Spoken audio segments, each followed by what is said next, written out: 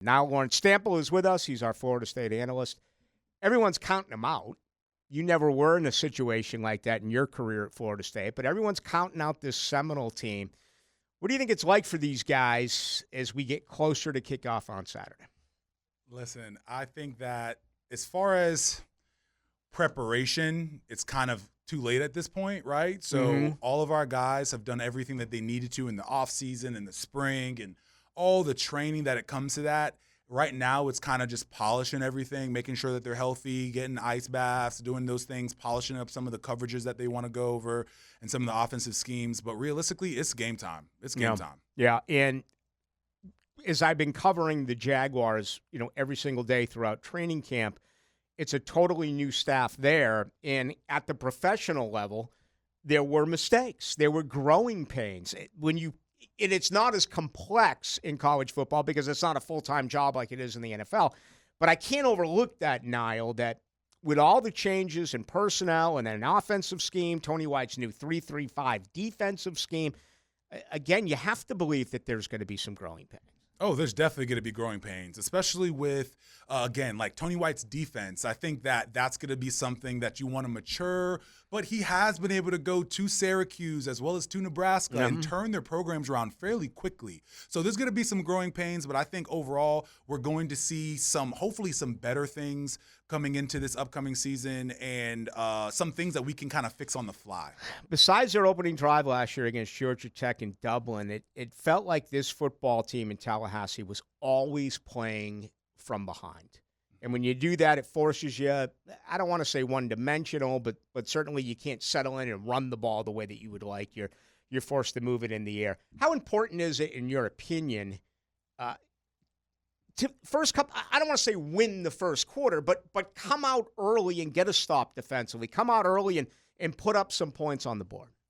It's key. It is important to be able to start fast and be able to be cohesive on the offense and the defensive side of the ball.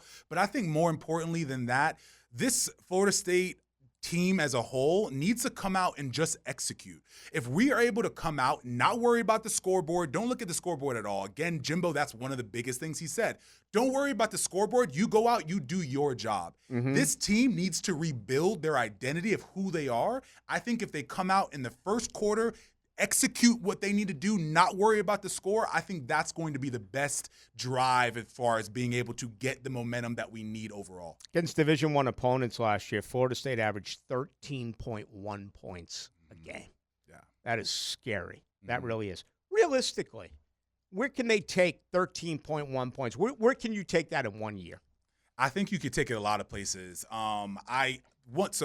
When I was there, I feel like when the offense is able to either make some small plays or some kind of just catch-up plays, it's going to create that momentum. So I think with Castellanos, I think that is a great opportunity for us to be able to say, okay, we can get a little bit of a momentum shift. We can get a first down. We can convert on a third down. And I think that is where we're going to see a little bit of that creativity. Again, it's making sure that we're staying healthy. But overall, if we're able to feed off of that, I think our guys can get some confidence to make some big plays. I think today is maybe Thomas Castellanos' birthday. It was either today or yesterday, and he continues to be absolutely not short on confidence. We talked about the comments he made a few months ago, but he's doubled down on them, and he's even taken it farther, saying a lot of positive things about, this team, this defense, and I think the recent comments are more of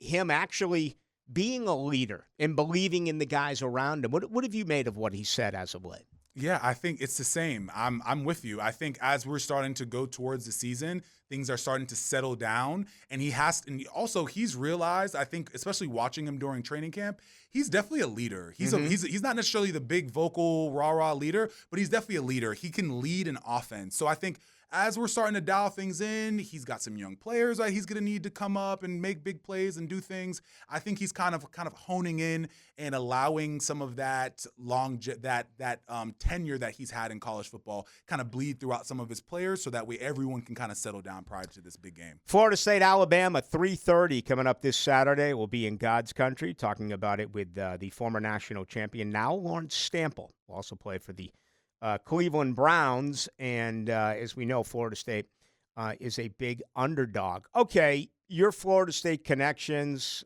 mine, I'll start.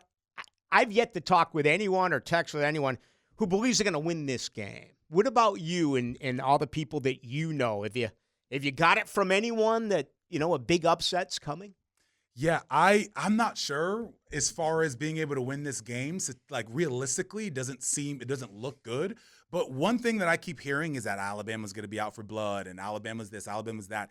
I want people to put some respect on Nick Saban's name. I understand that in July he did come on as a senior advisor, but realistically, he is no longer the head coach. In order for us to think that Alabama is going to just turn around, get rid of Saban, hire Kalen DeBoer, and automatically kind of create another dynasty for the next 17 years, next 10 years, is really unlikely, right? So they may have a good season, but I think that we are going to hopefully test them in some capacity. And I just want to make sure everybody understands that Nick Saban has officially retired. Yeah, right? There's no doubt. And that's a great point because, I'm older than you, but growing up, outside of Gene Stallings and when they had that surprise Sugar Bowl national championship victory over Miami, there was a lull forever. I mean, it didn't work with Mike Shula. It didn't work with Mike Perkins. It didn't work with who's the guy they got out of Washington State? Mike Shula. Who's the guy they got out of Washington State though, who coached Ryan Leaf, and he came over and was boozing and Price. Coach Price. I mean, there were a lot of bad years for Alabama. I think that may be the only hope here for Florida State is to find out that this is not a great head coach. Yeah, and also let's see how it looks for that dynamic between Kalen DeBoer and Nick Saban within the same room. We have to hope, at least on our end, that mesh isn't all that great, right? You have someone who is the absolute pinnacle of Alabama kind of overseeing and kind of possibly even undermining some of the stuff that he's doing. We'll see if it's a cohesive group and a cohesive unit, but at the end of the day, I think that we have a chance to at least have a game, and that is more than I can ask for because I think that we have way more upside than Alabama does going into this game on Saturday. Yeah, I mean, post-Bear Bryant, and I said Mike Perkins, who's been with the Jaguars since its infancy. He's the son of the late Ray Perkins. He went 32-15. Bill Curry, 26-10. Gene Stallings won a natty. Mike Dubose, 24-23. Dennis Franchione, 17-8. Mike Shula, 10-23 before Nick Saban. So, yeah, they went through years and years and years of being under 500 or being very average. And I think that's what you got to hope for if you're, a Florida State fan. And this applies to everyone else in the SEC, that Kalen DeBoer is not that good of a coach. Yeah, and I will say one thing I do want to touch on is going to be this defense from Tony White. Last year we struggled, but I think coming into this season with this 3-3-5 stack look that he likes and he's been able to really implement into these schools pretty quickly, I think it kind of tailors to our personnel. Right? If a base defense doesn't really work and we don't have the personnel to be able to run forward down and run it well, then we could kind of lean on our linebackers a little bit. If our linebacker core is good, then we can lean on that. So I really like us being able to manipulate that just because our depth is kind of an issue. So at this point, we can kind of mix and match. Alabama does like to run the multiple tight ends, so we may see more of a base front this upcoming week, but I still love that we can kind of go in that bag and say, let's run a 3, let's have our linebackers like a Omar Graham, who I think will fit great in this defense, and be able to come scrape over the top and fill holes. Yeah, Omar Graham is a guy that, we talked about, I think it was last week, it might have been 2 weeks ago. There's not a guy in the Florida State football roster who improved more throughout the course of last year than Omar Graham. Yeah, no, and especially when you have a Jason Jenkins, you have a Darrell Jackson and a James Williams on the left side. James definitely has to get a little bit better as far as the run. We'll see. Hopefully that happens this season. But we have some big guys. That's like a 6'6", a 6'5", and another 6'6" guy. We have a really good defensive line. If we can get after it on the pass, I think our linebacker core will lean. Last year, Alabama still ran the ball, but as far as pass is concerned, our defensive back is a little bit younger. But man, I'm gonna tell you what, we have an opportunity. We have an opportunity to at least have a game. Yeah. One thing that Florida State fans I know are aware of, we've talked about it many times before, 4/5 of that offensive line, they're all redshirt seniors. Defensively as well, James Williams, redshirt junior. Jason Jenkins, redshirt junior. Elijah Herring, heard a lot of good things about him. Transfer senior. Jerry Wilson in the secondary, transfer senior. So the transfer portal, the names aren't like what they once were early on with Mike Norvell, but he's bringing in guys both offensively and defensively with a ton of experience. You just wonder how long will it take them to adapt to the new scheme. Yeah, and again, especially when we had Jeremy Pruitt come in and he was able to really dial in that defense fairly quickly, I loved him for that. I love that he was able to come in and really throw a wrinkle that we had never seen and put it in place that so quickly. So I feel like when you have someone that can do that, I believe that Tony White can come in here, especially proving it over the last 2 seasons, can come in here and at least have our defense look good enough to be able to get a stop in order to get our offense on the field a little bit more often. And those are the small wins that we can have to get a game to then go into Kent State, to then go into our next kind of powder puff games, to be able to have our younger guys develop. That is going to be the best case scenario, is that we go out of Alabama healthy and we have a competitive game, if not win that game, possibly, and go into these next 2 games to develop guys to get ready for the rest of the real season. Yeah, makes a lot of sense. What do you see happening Saturday in Tallahassee? I see hopefully possibly some rain happening, level the playing field a little bit. And I see us hopefully having a competitive game, having Norvell be able to watch over the team and be able to execute. That's all we need. I would be telling our guys, don't worry about the scoreboard. Let's go out. Let's play our game.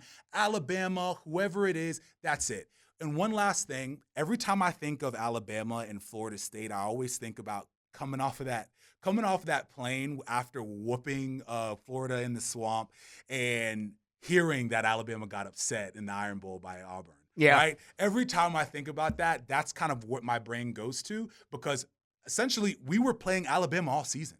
Right? After that 3rd game, we realized we were going to the Natty. We played Alabama every single game. And when we found out we weren't going to play Alabama, we were happy, right? Yeah, we were excited. We were all happy that we weren't playing them statistically to win. But it makes you kind of wonder, what if we would have played Alabama in that Natty? I think it would have been a really good game, but nonetheless, we came home with the championship. I remember watching that in a bar in Gainesville after you guys really beat the tar out of Florida there in Hogtown. But yeah, that was something. The return of the missed field goal for a touchdown. Yeah. All right, Nole'n Stample, in your cleaning, give the very latest. Tell our listeners what you have going on. Absolutely. So, as far as what we're doing, especially during this time of year, we're cleaning up everyone's houses, getting ready for this football season, getting ready for the kids that are away now that they're in school, getting people's businesses cleaned up. We're still offering that 20% off for any new clients that come in order for us to help kind of get your places spruced up. And yeah, you can reach us at 904-708-8802. And you can reach us on our website as well at nlscleaning.net. But yeah, we'd love to help anybody that needs some exterior cleaning, pressure washing, window cleaning, paver sealing and repairs. We're all about it. Always good to see you now. Yes, sir. Thank you, Rick. There he goes. Nole'n Stample won a national title.